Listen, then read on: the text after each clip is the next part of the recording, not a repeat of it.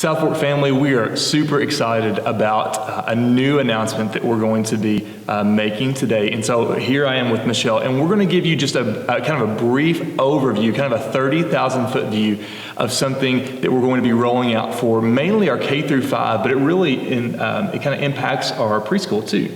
And so it's a new Sunday school model, and I'm going to ask Machelle a few questions about it from your perspective, just to kind of get this idea down pat. So Machelle, kind of walk us through on a typical Sunday, what would it look like for our K through 5 and really even maybe our preschoolers? On any given Sunday, the children will be released, probably during the offering period of the worship service.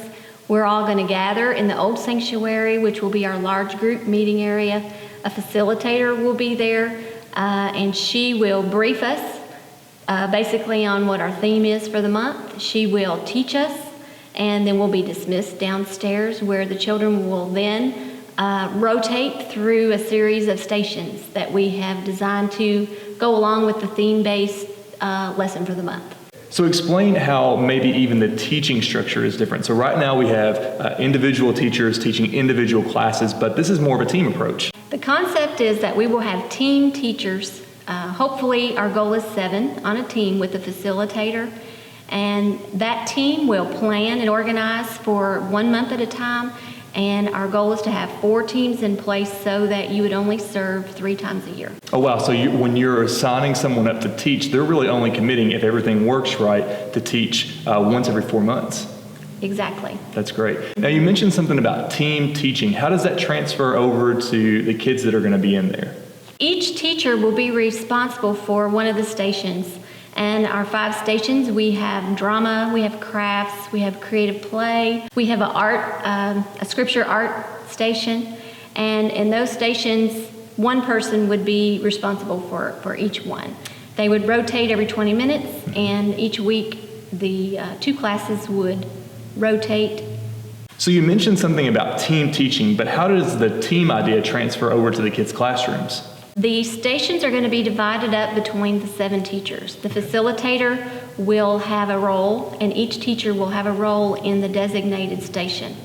And that will be decided upon by the team. So then going really for a typical Sunday, walk us through from the time of the service, the main worship service, which is before Sunday school, as that's coming to an end, how do we transfer into this?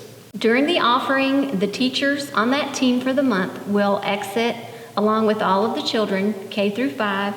They'll go into the old sanctuary where the facilitator will then take charge. And so then the kids, after they spend time with the facilitator, they'll go to how many stations on a typical Sunday? 2. And then they'll hit the rest of the stations as the month progresses? Yes. At the end of the month, they will have traveled through each station at least once. Awesome. And so really each month, are we hitting a different theme? 1 theme per month.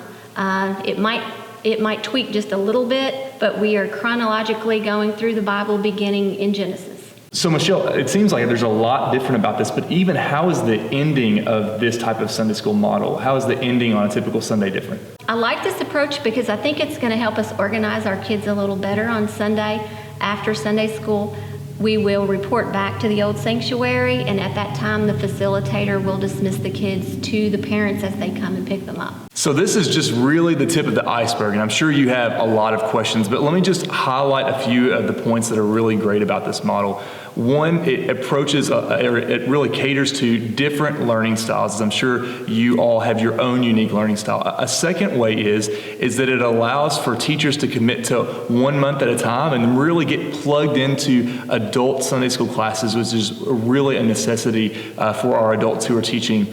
And third, it really lightens the load on those who are teaching. But really, in order for this to work, one of the things we're counting on is for a lot of people who maybe have never thought about teaching a children's Sunday school class to step forward and be brave, to step into an area that's out of their comfort zone, to step into an area where they're maybe not even sure about yet, and to say, yeah, I'm willing to step up and help out and really invest in the future of our children spiritually. So we're excited to roll this out here coming this fall, and more details will come.